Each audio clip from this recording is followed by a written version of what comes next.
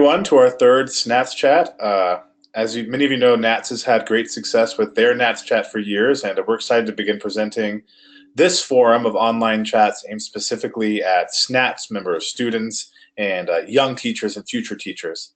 We've had some really fantastic SNATS Chats already with Lynn Helding and Cindy Dewey. If you missed these, they're archived on the SNATS section of the NATS website, so go check those out. This chat will also be archived for you to check out later. If you have ideas for future topics, this is a great topic today. I'm really excited about it. But if you have some ideas about topics we could cover in the future, I welcome you to shoot those to me via email. I'm going to type my email address in the chat field right now so you can all have it. It's errik.hood@usu.edu. Feel free to shoot me some ideas about things you'd like to see covered in this forum, aimed specifically at students and young teachers and future voice teachers. Okay, so the way this afternoon is going to work is I'm going to introduce our guest, and then she'll dig right into her presentation on our topic, which is Conquering Performance Anxiety, Mindfulness and Focus in the Age of Distraction, which is such a great title, Sharon. I'm really excited. Afterwards, we'll have some time for questions from our attendees. I'll get the ball rolling if I need to, and then please go ahead and jump in. Please save your questions until the end of the presentation. I guarantee, I've had a chance to look over Sharon's materials. I guarantee some of your questions will be answered in the course of her talk. So hold on to those till the end. And once the presentation's over, you can ask your questions in one of two ways. You can either virtually raise your hand from the control panel, and then I'll unmute you and you can ask your question to Sharon yourself. Or you can submit a question in the questions section of the dashboard, and I'll read it to Sharon. So if you're shy, you can send it to me. If you'd like to have your voice heard, you can do it that way too. So with that, it's my privilege to introduce our guest today, Sharon Stohrer. Sharon earned a BA from Kalamazoo College. She has an MALS degree from Wesleyan University and an MM in vocal performance from the Boston Conservatory. She has operatic and oratorio experience ranging from the Mozart Requiem to Mimi and La Boheme. And Sharon specialized in recitals with emphases on contemporary music, American repertoire, and chamber music. She's taught voice and related courses such as acting and stagecraft, vocal literature, lyric diction, and vocal pedagogy for the Conservatory of Music at Capitol University in Columbus, Ohio. I myself did my doctorate at Ohio State, so crosstown rivalry, but that's okay. We can get through this together. At least it's not Michigan, so we're fine. Whoops. And she's also taught at New York University, the College of St. Rose in Albany, New York, Newberry College, Anderson University in South Carolina, Mount Wachusett. How'd I do? Yes, very good. College in Massachusetts. I looked it up. And Keene State College in New Hampshire. Her students have won numerous competitions, scholarships, and fellowships for graduate study. She's directed programs of opera scenes, offered master classes on various topics, and led workshops on overcoming performance anxiety, this very topic, for several schools and organizations around the country, including the 2008 NATS National Conference. Sharon has published articles in Classical Singer magazine, the NATS Journal of Singing, and her books, The Singer's Companion, and a newer book on conquering performance anxiety called The Performer's Companion, are both available on Amazon. You're going to check them out. I ordered a copy. It only got here a couple of days ago, so I've only had a chance to read highlights, but I'm really excited to dig in and read the whole book, Sharon. It's really exciting stuff. So I'm going to turn the time over to you, Sharon. She will have her slide presentation up as a PDF, and that presentation is available in the handout section of your dashboard as a PDF, so you can download that and follow along or reference it in the future. Sharon's graciously made that available to us. So Sharon, welcome. Thank you so much. I will turn it over to you, and I'm actually going to mute myself for a little bit so I'm out of your way, but I will jump in if needed, okay? Okay, great. Thank you. So there's a lot to talk about in overcoming performance anxiety. That's why I wrote a book about it. But my focus today is mindfulness and focus in the age of distraction. If you go to Amazon or any brick and mortar bookstore, you will see that there are numerous books about distraction. It seems to be an epidemic. And why is this important to singers?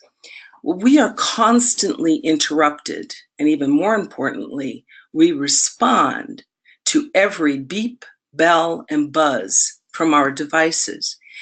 And while multitasking has its place, it can prevent us from developing centeredness. Calm centeredness is essential to avoid being buffeted about by every challenge in life. And moreover, effective performing requires single-minded focus and the ability to ignore distractions or externals, such as the symptoms of nervousness, audience sounds, the piano pedal squeaking, and so on and so forth. It's very important to note that my students and those that I have met in workshops have generally been very unaware of how scattered and distracted they are until they start to study yoga or try to meditate.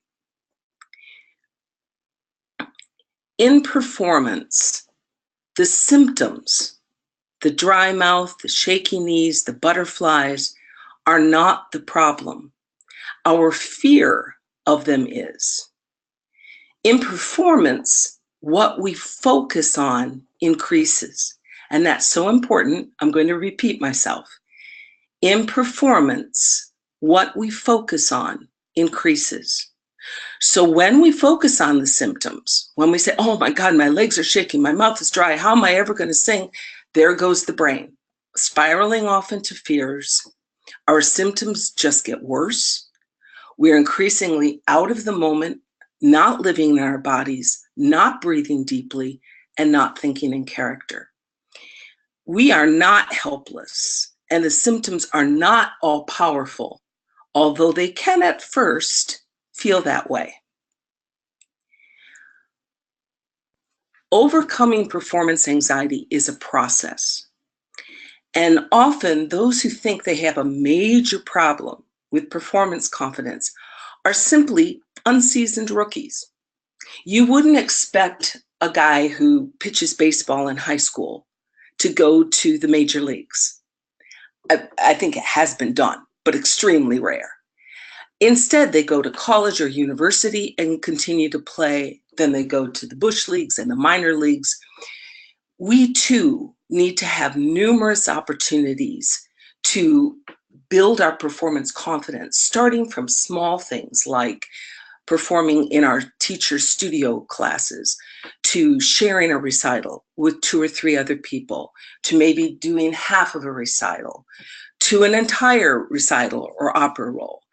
And let me interject here, if your teacher or your school does not provide enough opportunities for you, do it yourself. Bribe your friends with pizza and sing for them. Or better yet, get some other singer friends and all of you chip in for an accompanist and sing for each other. It really does get easier with practice. In addition to that, I recommend following 2 paths to aid the process of overcoming performance anxiety and building performance confidence. Resiliency through centeredness and developing Olympic athlete-like focus. There are many ways to get to centeredness, many ways. Here are just a few. You can try journaling.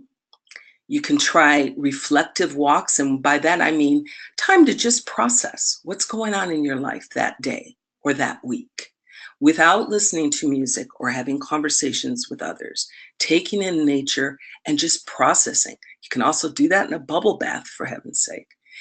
Prayer, if that's something that speaks to you, and meditation. And very often people will say, oh, I can't meditate. I can't get my mind that quiet. That too is a process. There are lots of apps available on smartphones with meditations anywhere from 5 minutes to 30 minutes. I also recommend these websites. They're free and they're guided meditations. I've tried all 3 of them and they all have their benefits. My favorite is the one at the top, Tara Brach, because her meditations are very much body-based. And since our bodies are our instruments, I find that can be very, very helpful. And yes, learning to meditate to quiet the mind when we live in an age of such distraction is itself a journey, but a journey that gives great rewards. I find when I'm meditating with Tara Brach, there'll be a few minutes of silence, and then her gentle voice will break in and say, now it's normal for the mind to go off into thoughts now, and the practice is to relax back. So she'll take you through that journey. Body work of all kinds helps with centeredness. Regular exercise gives us endorphins that help to calm us, and certainly having a stronger body. I find I do water aerobics 3 days a week, and on those days, I just feel so much more resilient if problems come my way. And certainly there are venues all around you or in close driving distance.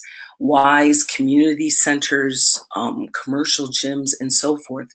And many of those same venues offer more meditative body work, such as yoga or Tai Chi or Alexander technique, Feldenkrais method, Nia movement, Rolfing. They assist with living in our bodies and in the moment. And a quick search on the internet will provide information on classes and centers in your area. To quote from my favorite meditation leader, awakening awareness in the body is the portal to resting in boundless and dynamic presence. Developing focus. After your music has been learned and the character developed, focus in your practices. And I'm going to give you 3 specific ways I'd like you to try. Take a couple practice sessions and focus on your other. So hopefully you've done your character work and you know who your other is. And your other may change over the course of a song or an aria.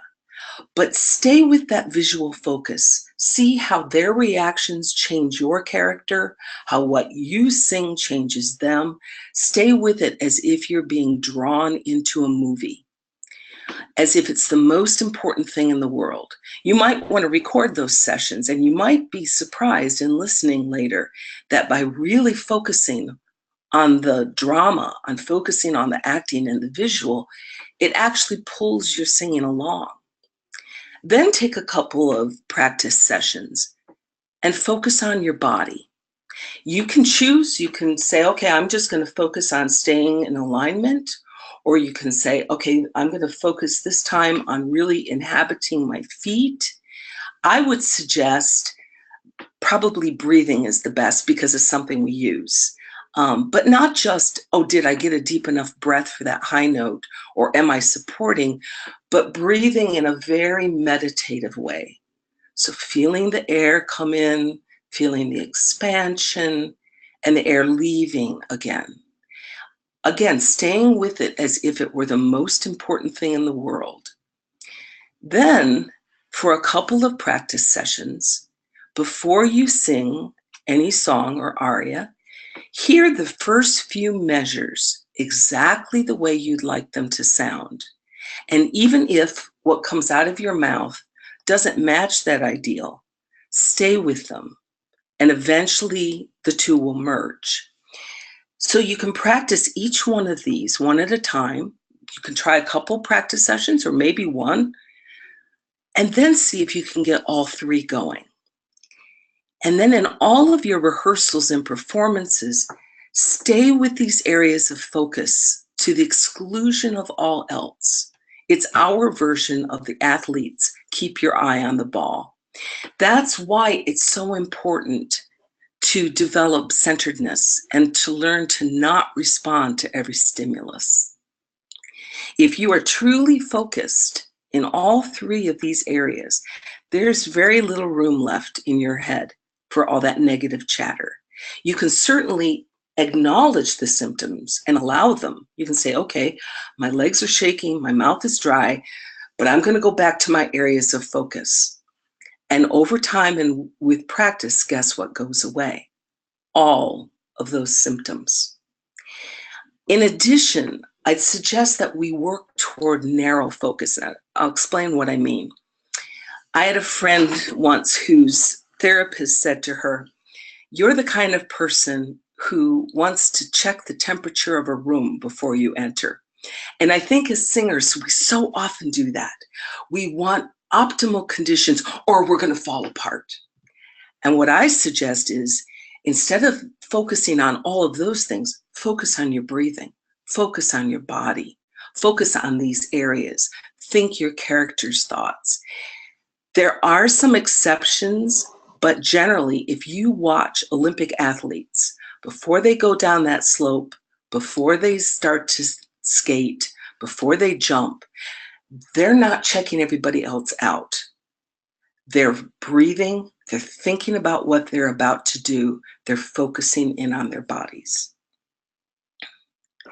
Some other aids in developing resilience and focus. Creative visualization is something that athletes use, especially Olympic athletes, because it works. So an Olympic skier, for example, will sit quietly for a few minutes most days and visualize the slope, trying to remember all the twists and turns. Where does she need to bend her knees? Where does she need to shift her weight? And she'll see herself ski exactly the way she wants it to happen. Well, we can do the same thing. So if you know what the hall looks like, it's not an unfamiliar place where you're going to audition, it's something that's known to you. You can see the hall, certainly see what you're wearing. All those little details help the mind to latch onto it. Then see yourself come in, stand on the stage, take a bow, and then hear yourself sing exactly the way you want it to sound. In essence, you're programming yourself for success. It's very important that it's done in real time and that you don't rush through. Another thing you can try are affirmations. And there's two things that are important about affirmations. They need to be stated in a positive way. If you say, for example, "When I perform, I will not be nervous," the very literal unconscious hears the word nervous and not necessarily the word not. And also as an already established fact. If you say, "When I perform, I will be confident," again, that very literal unconscious hears will and thinks, well, maybe 5 years from now. So something along the lines of, "Whenever I perform, I sing my very best," or "Whenever I perform, I take time to ground myself and center myself, and I sing my very best," and repeat it over and over and over to yourself. It can be very effective, and that can be the good thing to be doing backstage. That, or the creative visualization, or simply thinking characters' thoughts. Some more holistic practice ideas. We know now that the two hemispheres of the brain aren't as divided as once was commonly thought. But for our purposes, the left hemisphere is more tied to logic and language, and the right hemisphere is more tied to images and sensations and the arts. And if you take some time to do some score study, like the creative visualization I mentioned before, of hearing it in real time, hearing your ideal, but if you're also following along and seeing all the places that you've marked, oh, here's where I need to take a deeper breath. Here's where I need to support more. You're getting both hemispheres then to work together and again, program yourself for success. Another thing that can be very helpful and that triggers the right brain is to hear the music, especially if it's something that's a little difficult or you feel like it's not completely in your body, could be a portion of a piece or an entire piece, and bow an imaginary cello or violin, or conduct someone else. Doesn't matter if you know conducting patterns. Or, and this is probably the most effective, get yourself where you can be alone and let the sweep of the music take you in a free-form dance. Don't plan it, don't think it through. what can be even more effective is to do any one of those things and then sing. Could be a part of it or a whole piece. And most of the time when people try this, they find that there's greater vibrancy to the singing, and it feels more like it comes from their whole body. This definitely triggers that right hemisphere to be dominant when you sing. And we want that because the right hemisphere is tied to something called the parasympathetic nervous response, which, despite its name, actually calms us down. And then occasionally, I suggest treat yourself to a practice session or a part of a practice session where you just tune into the sensations of singing, enjoying it, savoring it, remembering why you fell in love with the piece in the first place, or why you started to love to sing in the first place, and just taking that enjoyment into your singing practice. So before I take your questions, which I'm delighted to do, a shameless plug for my book, The Performer's Companion, which you can get on Amazon.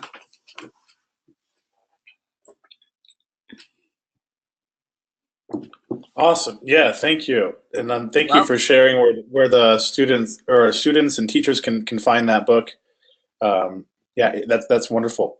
So we're going to open it up to questions from our attendees. You can raise your hand virtually, or you can send me the questions on the question portion of your dashboard, either one.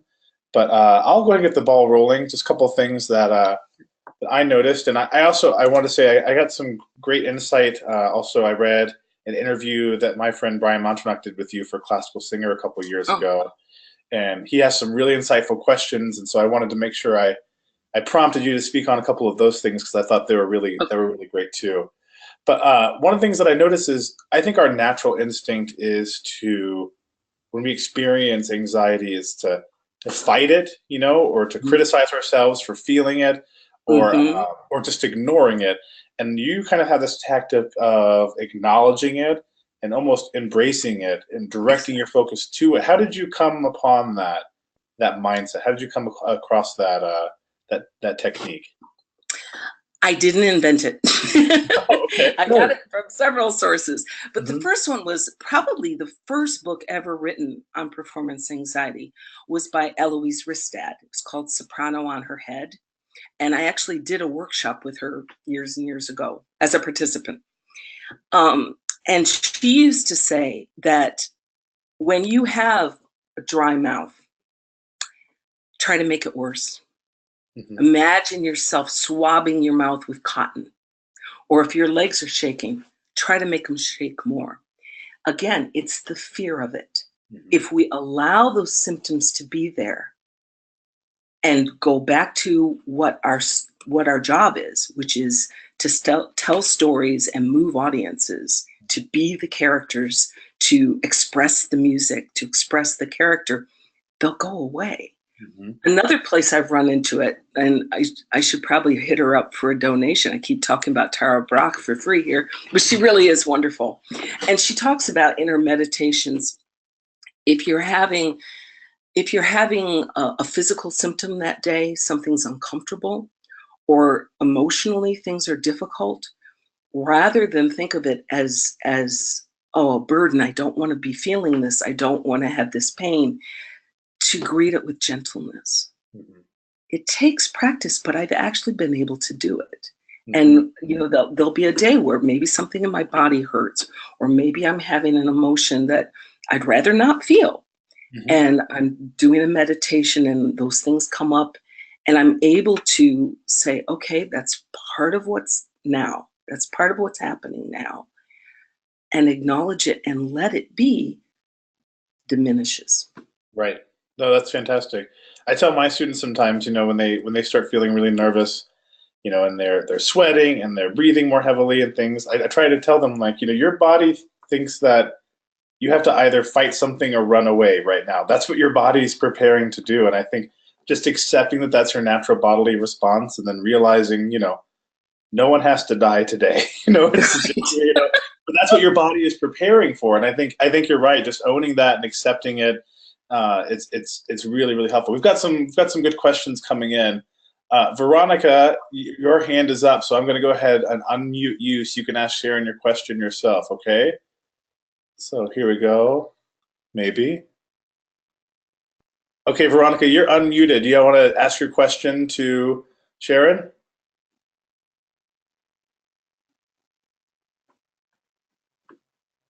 She said she was going to. Oh, never mind. Veronica said, I'd prefer it if you read it, which is completely fine. I'm happy to do it. So let's see. Veronica's question was, what do you suggest for people who have a hard time with analyzing every mistake, like in real time, while they're singing, and how that can contribute to your performance anxiety? Again, an idea that I did not come up with, but that I've stolen from Joyce DiDonato, even though I don't know her. She did a wonderful talk at Juilliard some years ago.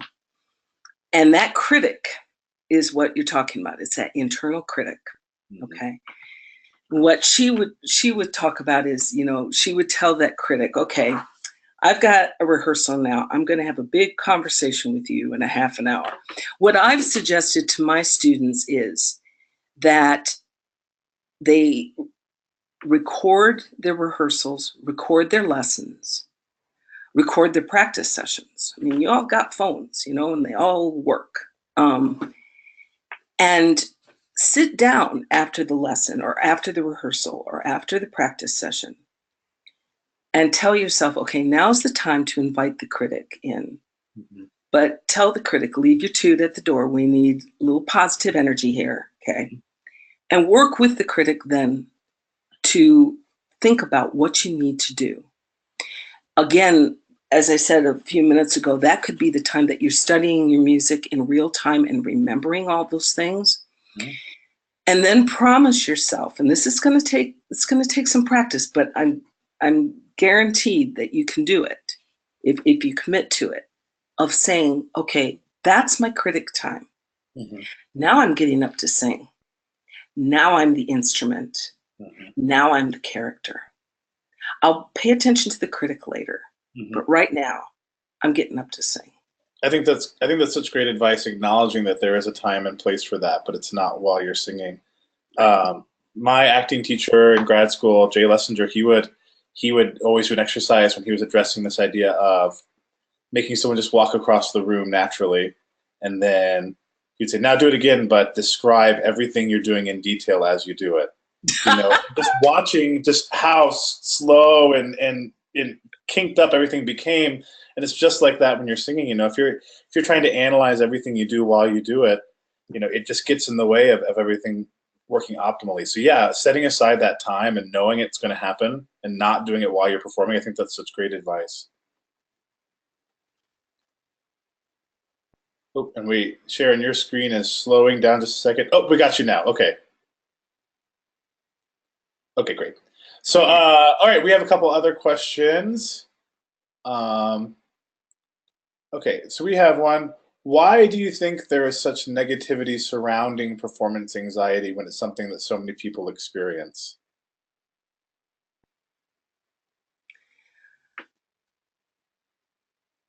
I think this is very interesting because I have my wonderful student and friend here, Ilsa, and before we came live, we were talking about this phenomenon in our culture of you have to be the best. And if you have a modicum of talent back in the day, it would be, somebody would say, well, why don't you join a choir? These days they say, why don't you go on American Idol? Be famous. And you know, there's such pressure to be perfect, but the reality is none of us is perfect, and we all suffer from performance anxiety depending on the stakes. I mean, even somebody with an international career, if they're called upon to do a really high stakes performance at kind of the last moment, they're going to be feeling some nerves, maybe not as much as say you or I, because they do it all the time.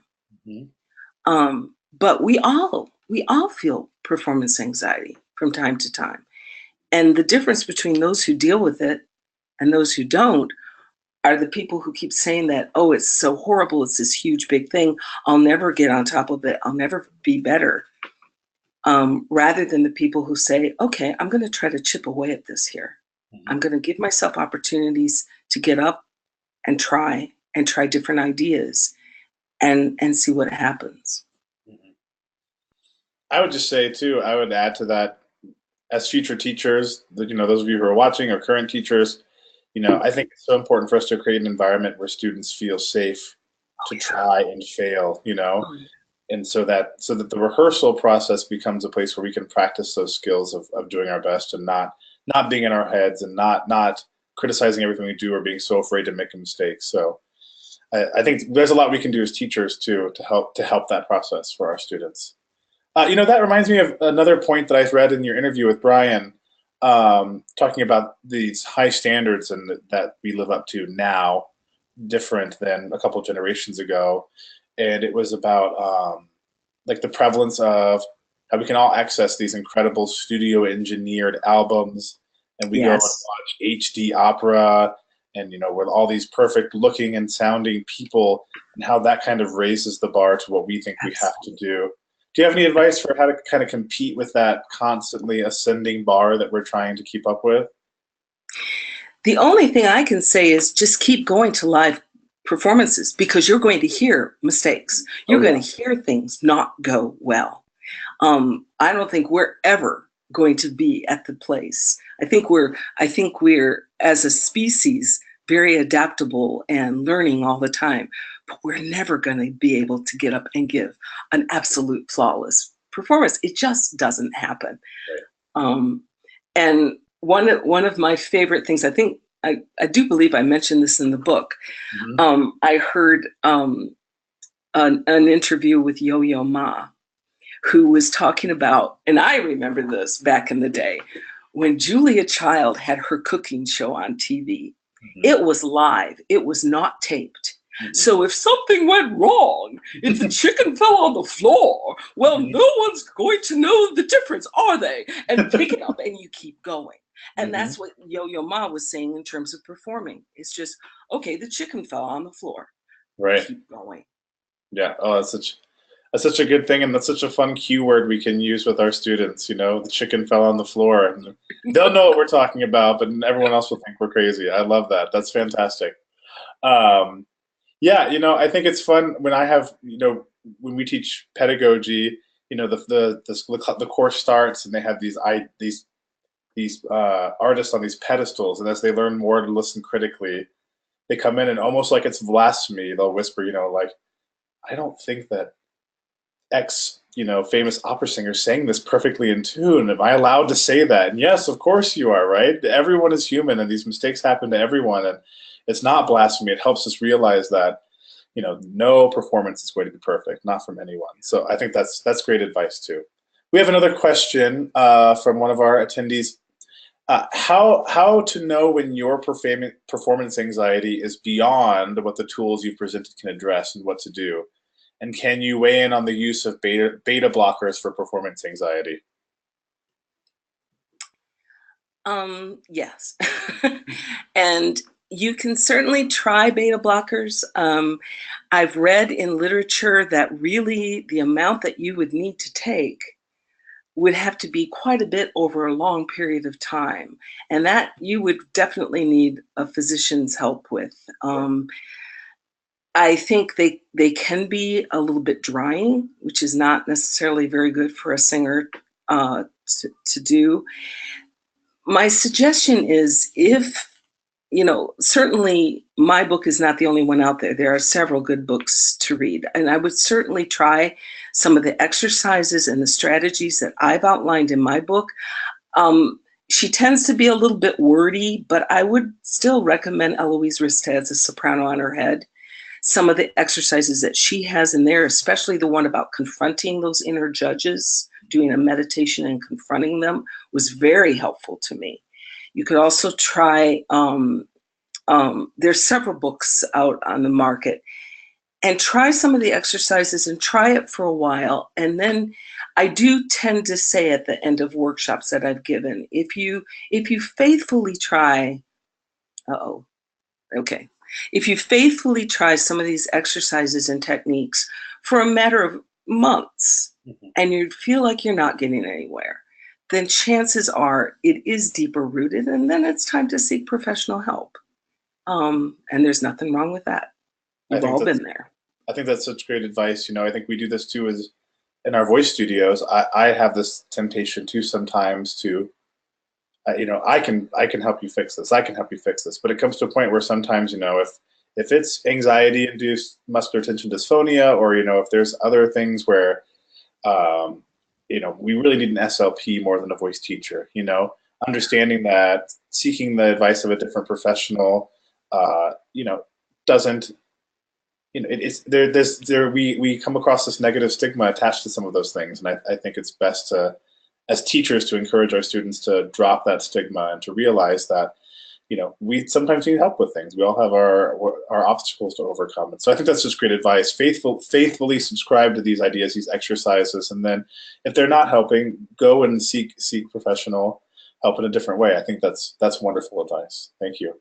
Yeah, and I've had friends who've experimented with using beta blockers for anxiety and their singing, and with varying results. And so I think you're wise not to categorically say yes, it will always help, or no, it can't help.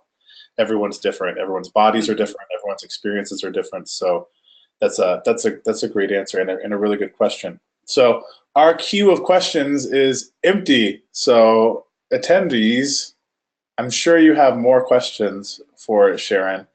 I have a couple though. I love the idea of practicing a performance mode, right? That recreating performance environment by singing for friends or colleagues, right? We used to do this. I used to do this in grad school all the time. We'd open the practice room door and just look for a singer and say, "Hey, come listen to this." We do this all the time, right? So I love that. That's something I encourage my students to do too. Do you know of any? Can you think of any exercises or any strategies to kind of mimic the performance environment when you're alone, when there isn't anyone for you to bring in?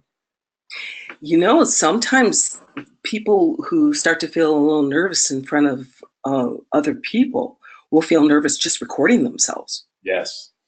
I think that's just get that video going on your phone, that can kind of recreate it right there, and just give yourself a chance to try a couple songs or arias and start it over again, or go into a different room and see what that feels like. Yeah. I think that's such great advice. Yeah, I encourage my students to do that too. And we had Cindy Dewey on last time talking about motor learning theory and efficient practice, and you learn so much about what you're learning from your first try at things, right? And so when you record something, you're forced to acknowledge what that first try, what it has in it. You're not able to stop and go back and fix it, and so it helps address performance anxiety things, but also kind of demonstrates where you are from a learning perspective too. Okay, we have another question. How understanding are college audition panels about students who show up and are very anxious and nervous? Oh, we can usually tell. And very understanding, very understanding. And one of the things that I'm always suggesting to people going into either a college audition, undergrad or grad, is that it would be best to not do your most difficult repertoire. Do things that you've done many, many, many times. Faculty are going to be much more impressed with that, with something simple sung well. But yes, we certainly know, and we certainly understand and take that into account. At least that's been my experience. Yeah, I agree. And I think most teachers can hear through nerves. We can hear if things are coordinated, but, or things are going well, but the nerves are interfering. Sometimes we can do that. And yeah, and I agree with you. I couldn't agree more. I get that advice all the time, that, better to sing something simpler, extremely well than something really difficult fairly well, right? Always. As an audition paneler or people auditioning for our schools, I'd always rather hear that. So I think that's great advice. It's something that's practiced in, not the newest, flashiest thing that can help avoid that. And then I try really hard. I think that's great advice too. And I try really hard to make sure that they know jury panels specifically. Those of you who are watching who are current college students, that's your opportunity to demonstrate your work in progress, right? We as college audition panels aren't expecting perfection. We want to see your progress. We want to hear what you've been working on. So it's a way to demonstrate, here's what I can do now. It's better than what I could do the last jury you heard me, rather than, please don't be mad or upset that this isn't perfect. So that's great. Okay, we have another question. This may be old school. I like it already. I don't know what the question is, but I like the question. But there are many elderly people at assisted living facilities and nursing homes who would love to hear students sing. It's great practice and wonderful service project. I think that's a great comment. Yeah, absolutely. I think, as an only child and as a grandson of living grandparents, I can tell you that there is never a shortage of family members who would love to hear me sing. In family members, friends, nursing homes, hospitals. I think in your community, you can reach out to these organizations and offer to sing for them, and you can help other people and also help yourselves. I think that's absolutely. That's a great comment. Okay, so keep asking those questions, friends. We are getting close to the end of our time. We've still got some time left. I wanted to ask about, you were just talking in your presentation about, taking time to focus on the other, right? The character persona that we're portraying. And that's a lot easier for us when we're singing an opera aria or singing a selection from a music theater piece. But when we have an art song where we don't have some of that character information provided to us, do you have advice on how to kind of prepare and to flesh out that other, how to find the nuance in it so we can use it as a point of focus when maybe that information isn't given to us from the score or the script? Yes. And we don't want to go against anything in the text. We don't want to contradict anything that's there. But beyond that, oh my gosh, you can invent like crazy. You could be singing, I'm thinking, first one that popped to my mind, Schubert, Im Abendrot. It's basically a prayer. We don't know anything else about it, so we don't want to go against anything that's in the text. You could be a nun praying. You could be a sinner who finally got themselves into church after sinning. You can really invent. Why not?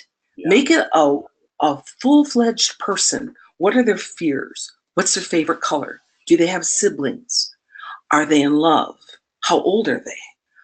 What's their status in life?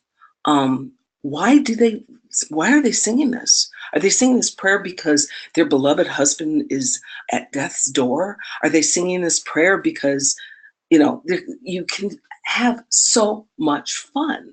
You could just set aside a time. I used to do this when I was in graduate school. I would set aside, afternoons, many of them, when I was preparing for recitals. And I would just come up with stories for every single art song that I was singing. And I would try to make it as specific as I could, and really flesh out that character as if I were writing an opera character. Come up with a motivation and an obstacle and a history. And you can even, just like you do with opera arias, you usually have your subtext, Yeah. We're all, even as we're saying something, we're thinking something additional. And then we're thinking something as we hear what the other character says. You can do the same thing in art songs as well and make them really come to life. Yeah, I think you're right. I think it's just such good advice too, because I have so many times where students come to me and say, oh, I was sick this week, or, my voice was tired. And so I wasn't able to practice as much as I would have liked. But this is stuff you can do no matter what condition your voice is. Absolutely. If you're in a dorm room with 3 other people, this is stuff you can do without making them want to kick you out because you're singing loudly in the dorm room, right? You can do this work anytime. In fact, it's really, really, really good work, and it pays off exponentially. The time you put into this creativity and this fleshing out of the other, you gain that much time and more in the practice that you would be doing just hammering away at nonsense syllables or a character that's not really firmly established. I think that's such great advice. I'll ask one more, I think, and then if we don't have any other questions, maybe we can wrap up. I would say, do you still struggle with performance anxiety? Depends on the situation, but yes, I do. Yes, I do. It's gotten much, much, much better over the years. Um, when I first started, and as I said, I went to one of Eloise Ristat's workshop. I would have performance anxiety to the point of basically a panic attack. But I worked through it, especially doing her exercise of confronting the judges, but then doing all the things that I'm recommending. Mhm. And yeah, depending on the stakes, who I'm presenting for, or who I'm singing for, I still do. But the difference now is that I know it's going to be okay. Mhm. That I'm not going to fall apart. Right. Um, that I can feel the fear, and I can keep breathing and keep doing things to live in my body, and then enjoy it.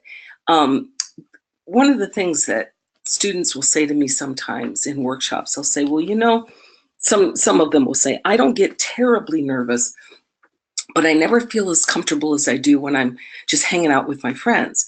Well, the thing is, it's not a walk in the park. Our performances are a way of, again, like I'm constantly using athletics, but it's like you don't hear a marathon runner say, "Oh, I'm going to have so much fun Saturday running that marathon," but clearly it brings pleasure, or they wouldn't do it.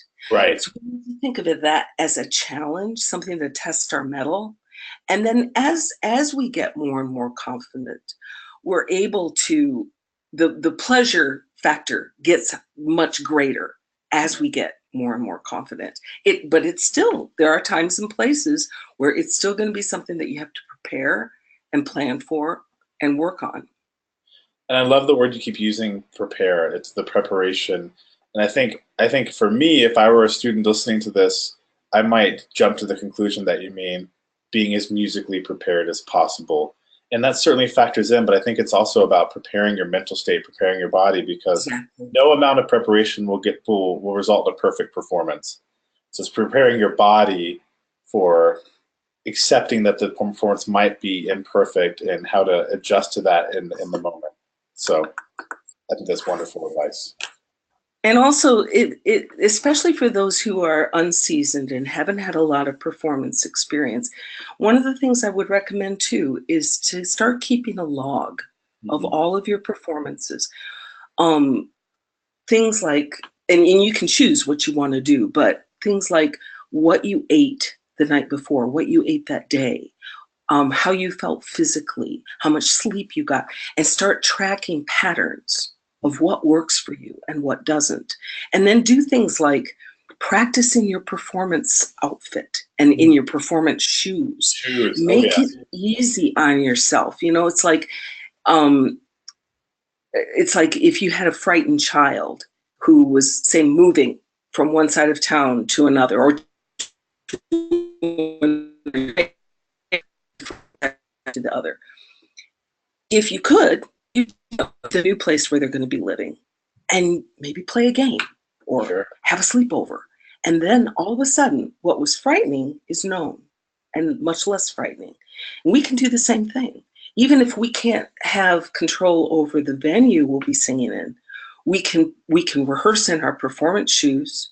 We can rehearse in our performance outfit, and that way it becomes like our uniform. We go, okay, now I'm going to go sing. Now I'm going to go do my work. Mm-hmm. And it takes some of that pressure off. And then I would just love to share one more thing since we don't have any further questions. Again, in the interview you had with Brian that I thought was really great was you talk about how the excitement of performance for people who don't necessarily struggle with anxiety and anxiety are kind of two sides of the same coin. And I think a lot of people who struggle with anxiety look to those people who don't seem to be affected by it and say, how can you not be affected by it? They're just experiencing that physical reaction differently, right? But it's the same physical reaction. So it's something that really all performers are experiencing in one way or another. It's just how we learn to cope with that physical reaction. So don't look too enviously at people who don't seem to be nervous. They're actually having the same physical reaction you are. They're So just interpreting it differently. absolutely. Well, I want to thank you. Thank you so much for taking the time to share this with us. My pleasure. Those of you who are out there and attending this and those who watch it on the archived video, thank you so much for taking the time Sharon, I think you provided, you provided your website, I know, and so you can Yes. find further information about Sharon's writings and her research in this on the handout that you'll see there. And if you, again, if you have questions about this or questions about future SNATS chats, please contact me. I listed our email address there. Keep telling your friends about this. We want to continue the success that NATS has had with these online forums and really gearing them towards students and beginning teachers and future teachers. I think it's a really great way to reach out to those specific audiences. So tell your friends, keep attending these, watch these, because I think they're really helpful. So Sharon, thank you again so much for your time. And Thank thank you you very all for much. watching. All right, thanks again.